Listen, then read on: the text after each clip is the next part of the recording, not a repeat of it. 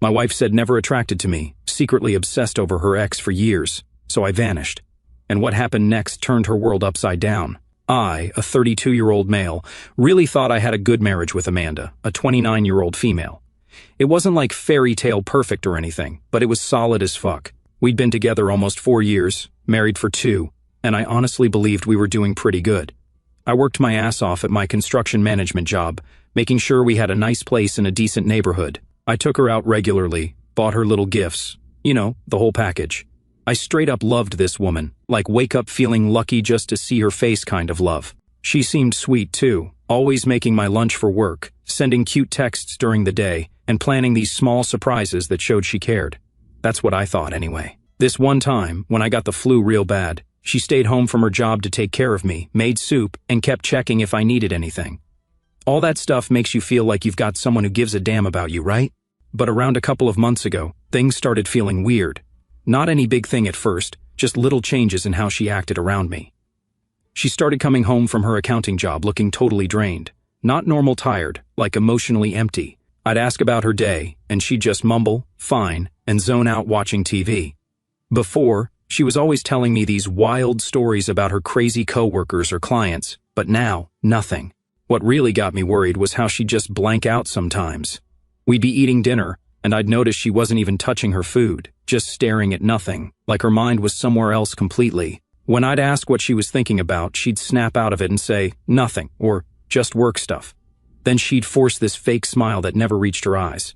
Babe, is everything okay between us? I asked her one night after she'd barely said 10 words to me all evening. She looked at me with this weird expression, almost guilty. Everything's fine, Ryan. I'm just going through some stuff at work. You know you can talk to me about anything, right? We're a team. I know, she said, giving me that fake smile again. I just need some space to figure things out. It's nothing for you to worry about. But I did worry. I started paying more attention, trying to figure out what was going on. Was she depressed? Working too much? Was it something I did? I started bringing her little gifts, planning date nights, trying to reconnect. Sometimes she'd seem happy about it, but it always felt forced, like she was putting on an act. Then came the day I heard something that made my stomach drop. I'd come home early from work because we finished a project ahead of schedule. As I was walking up to the door, I heard Amanda's voice through the open window. She was on the phone with her sister, Katie. I just don't know how to tell him, she was saying, her voice all serious. It's not like he did anything wrong. He's a good guy. That's what makes this so hard. Katie was put on speaker, so I heard everything. Just rip the Band-Aid off, Katie replied. Divorce is never easy, but dragging it out only makes it worse. My heart practically stopped. Divorce? What the fuck? I stood there, frozen, not sure if I should go in or wait to hear more. But then Amanda started moving around, and I panicked. I backed away, got in my truck, and drove around for an hour, trying to process what I just heard. When I finally went home, I convinced myself I'd misunderstood. Maybe Katie was getting divorced. Yeah, that had to be it. Amanda's sister was always having relationship drama. It couldn't be about us. We were solid, maybe not perfect lately, but nothing divorce-worthy. I walked in, acting normal, and Amanda was sitting on the couch, scrolling through her phone. She looked up and seemed startled to see me. Hey, you're home early, she said, quickly putting her phone face down. Yeah, we finished that project ahead of schedule, I said, watching her carefully. Everything good with Katie? Her eyes widened just slightly. Katie? Oh yeah, just the usual stuff with her. I nodded, pretending to buy it, but inside I was more confused than ever. Why was she lying, and what was she hiding on her phone? The next couple of weeks were weird as hell. I kept playing that conversation in my head over and over. Amanda seemed more distant than ever. She was staying later at work, going out more with coworkers she never really talked about. I started wondering if maybe she was cheating. I know it's probably pathetic, but I started checking her socials more, looking for any clues about what was going on. But her Instagram was the same old boring food pics and office selfies. Her texts didn't show anything weird when I glanced at them. I tried stepping up my game even more. Cooked her favorite meals, suggested a weekend getaway, even bought her this necklace she'd been eyeing for months. She seemed touched, but there was still something off in her eyes, like she was looking at me and feeling guilty about something. That night I lay awake next to her, wondering if our whole marriage was just some kind of story I'd made up in my head. I kept thinking, what if everything I thought was real wasn't? Then came that Friday night where everything shattered. Amanda said she was going out with work friends for some office thing, been happening more lately. She'd come home tipsy and go straight to bed. But this night was different. I was half asleep on the couch, watching some stupid movie. When she stumbled in around midnight, she wasn't just tipsy, she was totally wasted. Her makeup was all smeared, and she could barely walk straight. "Hey," I said, sitting up. "You good?" "I'm fine," she slurred, dropping her purse on the floor. She kicked off her heels and flopped down next to me on the couch. She smelled like she'd bathed in perfume, probably trying to cover up the smell of all the shots she'd done. "Have fun?" I asked, trying to sound normal, even though seeing her this messed up was making me nervous. "So much fun," she giggled, leaning her head on my shoulder. "The girls are so awesome, so much better than hanging around the office with all the boring people." Then she got this weird look on her face and started playing with my hair. "You know what one of the girls asked me tonight?" "What's that?" I asked, getting even more uncomfortable. She asked if I was happy, like really happy, with my life and stuff. Amanda's voice got all serious suddenly. "Am I happy, Ryan? I don't even know anymore." This was definitely not normal drunk Amanda talk. "I thought you were," I said carefully. She sighed dramatically. "You're such a good guy, you know that? Like, so good that it hurts." The way she said it didn't sound like a compliment. "Thanks," I said, not sure where this was going. "No, really," she continued, waving her hand around. "You're good, you're stable, you're reliable. Everything my parents ever wanted for me." I felt my chest get tight. "And what's wrong with that?" She laughed this weird laugh. Nothing's wrong with it. That's why I married you, because on paper you're perfect." The way she said on paper made it sound like an insult. She turned to look at me with unfocused eyes. "Can I tell you something I've never told anyone?" I nodded, even though every instinct was telling me to shut this conversation down.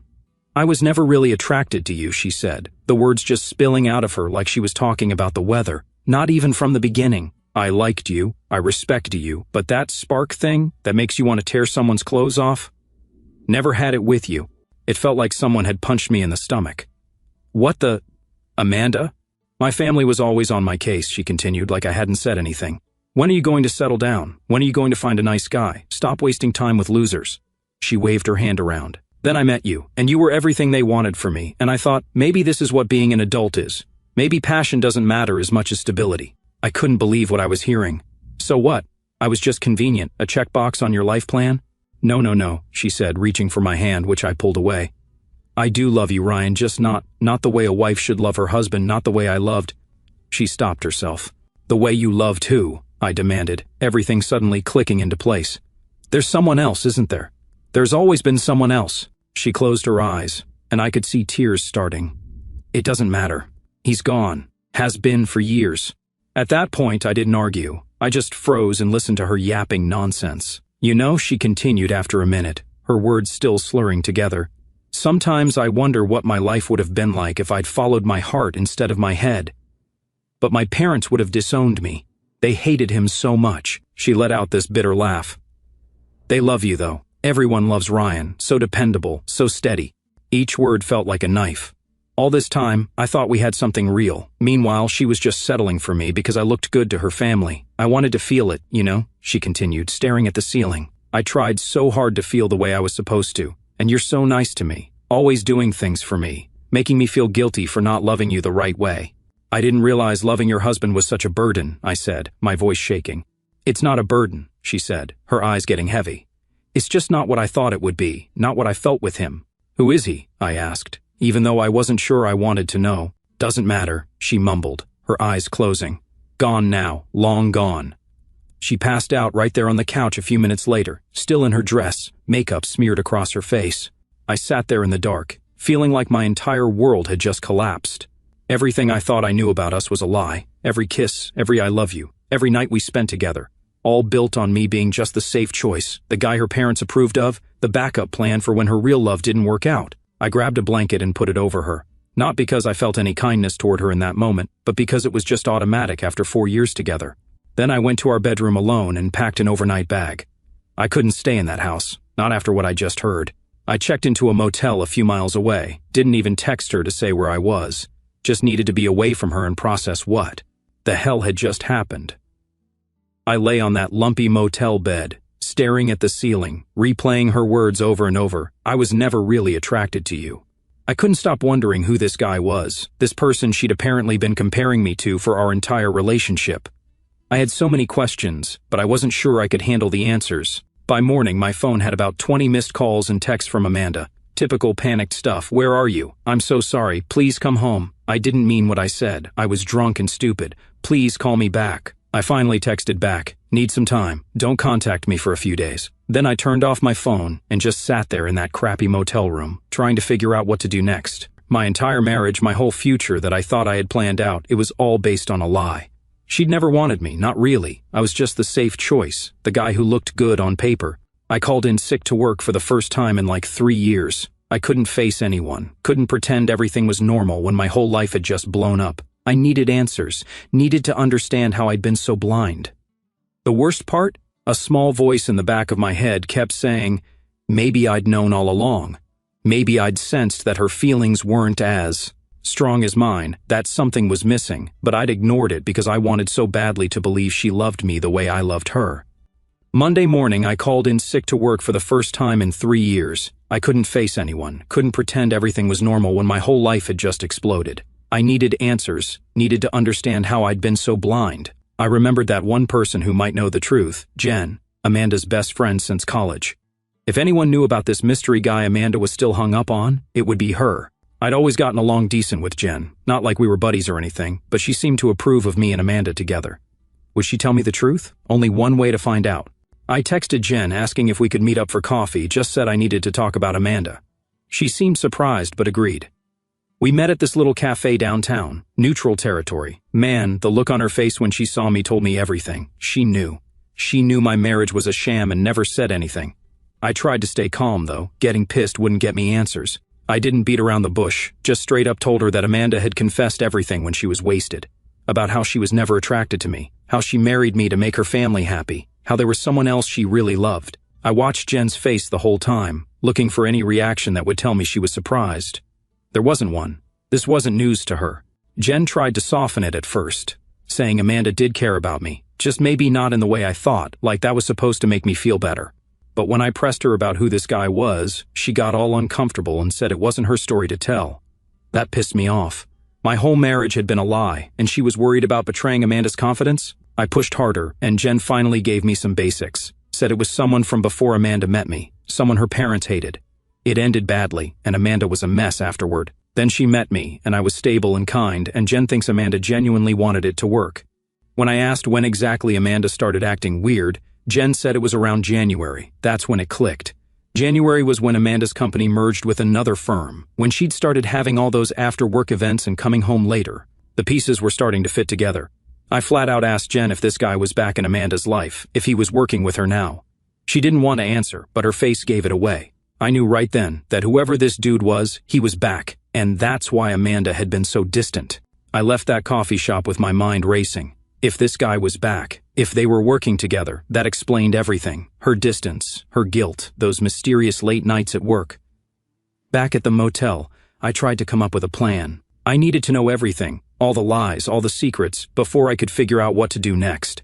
I had to understand exactly what I was dealing with. I decided to go back to our house when I knew Amanda would be at work. I didn't want to face her yet. Didn't trust myself to keep it together if I had to look at her. The house felt different now, like I was walking into a stranger's place. I headed straight for our home office. Amanda always left her laptop unlocked, another sign of how much she trusted me, or maybe how little she thought I'd ever question her. I wasn't proud of what I was about to do, but I needed answers. I started with her emails, scanning through work communications, looking for anything suspicious. Nothing jumped out at first. Then I checked her Google Drive and found a folder labeled personal that I'd never seen before. Inside were dozens of documents that looked like journal entries. The first one was dated from 6 years ago. Before we'd even met, I saw him today. Derek. He was with some blonde, laughing like he didn't have a care in the world. It's been 2 years since he left, and it still feels like yesterday. Mom says I need to move on, find someone appropriate this time, as if my heart is just something I can control, as if I can just decide who to love. Derek. I finally had a name. I kept reading, scrolling through entry after entry, watching the timeline of our relationship unfold from her perspective. The entries from when we first met were almost clinical. Ryan seems nice. Stable job, good family, polite. Mom already loves him. He's nothing like Derek, which I guess is the point. My heart started aching, and there was one from right before our engagement. Ryan proposed tonight. I said yes. Everyone's thrilled, saying how lucky I am because he's a good guy, crazy about me. But right now, it feels like someone tore my heart out. Still, that should be enough, right? People settle down for way less every day. Maybe eventually my feelings will catch up, and this ache in my chest will fade. It has to. It made me sick to read it. All this time I thought we had something real. Meanwhile, she was convincing herself to settle for me. I also saw the entries from January of this year. Derek's back. His company merged with ours, and suddenly he's there, in the same building, taking up all the oxygen. He looks the same but different, more mature. He asked about my life, and I showed him pictures of Ryan, our house, talking about how happy I am, the biggest lie I've ever told.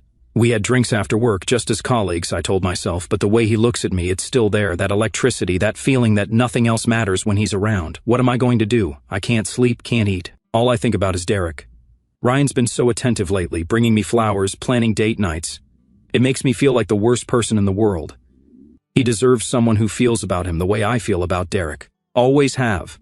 There were more recent entries too, showing her guilt, her confusion, her attempts to recommit to our marriage, but it was too late. The damage was done. I closed the laptop, feeling completely numb. There it was, in black and white. I'd never been anything but a substitute, a placeholder for the guy she really wanted.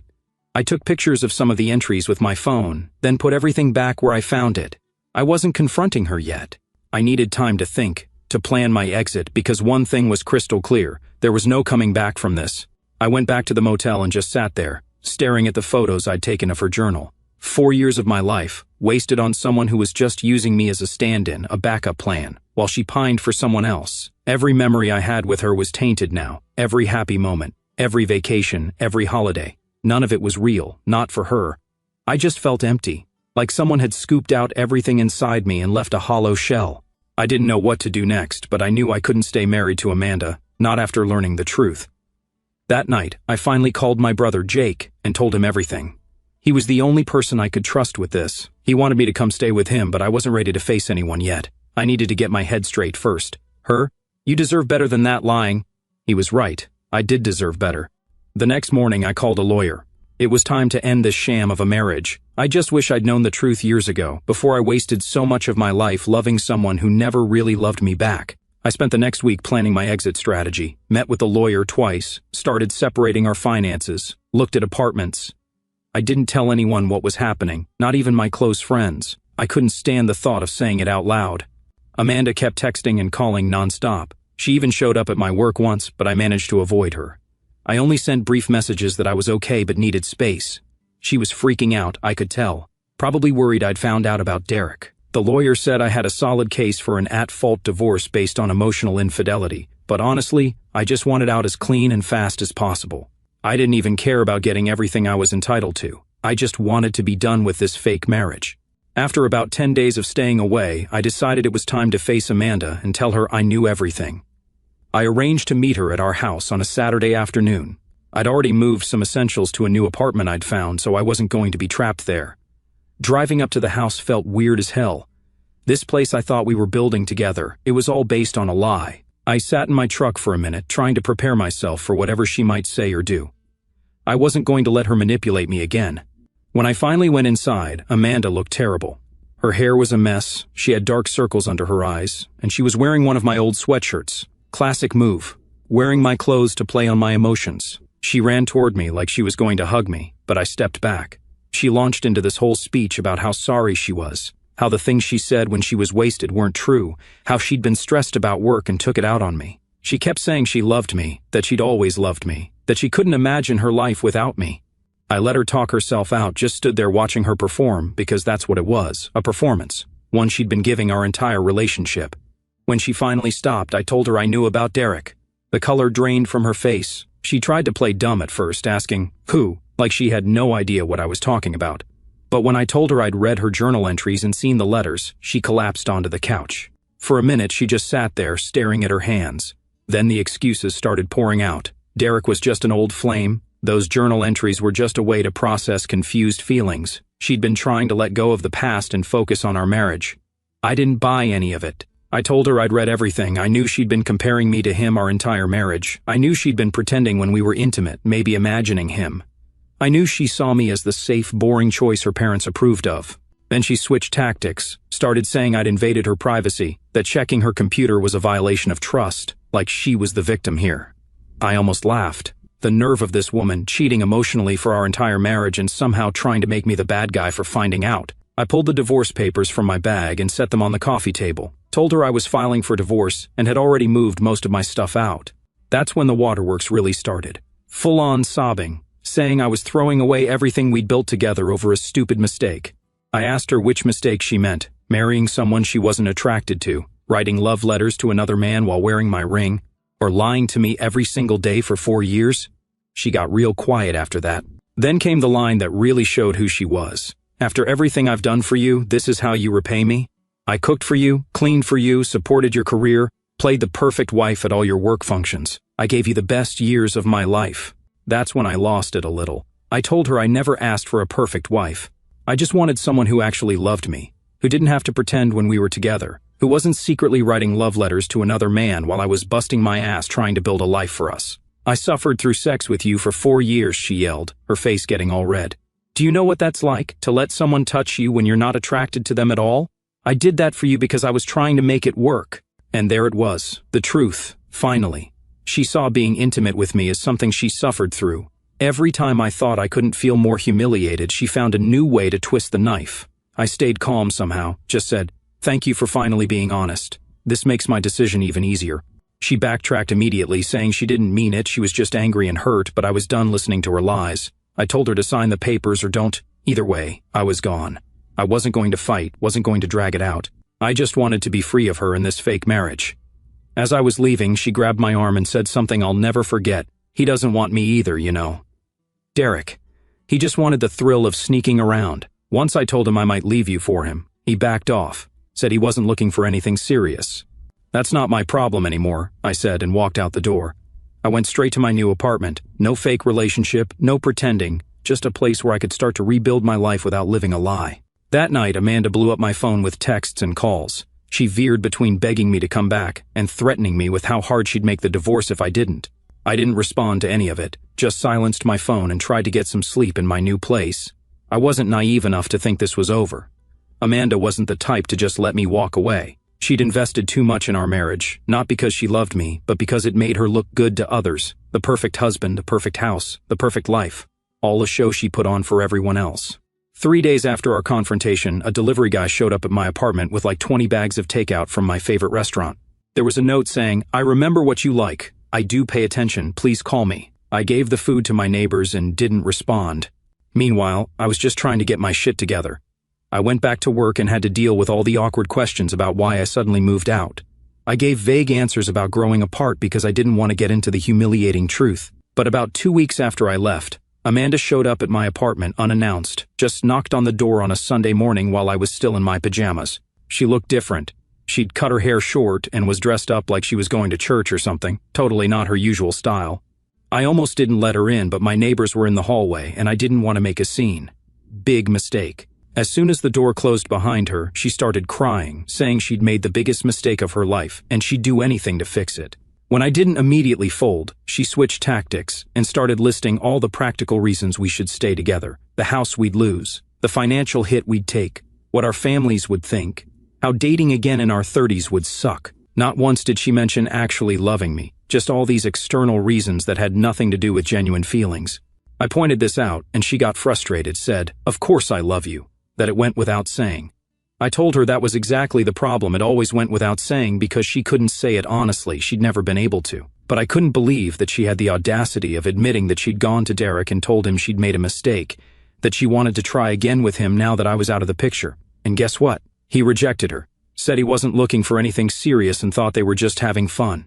Classic karma.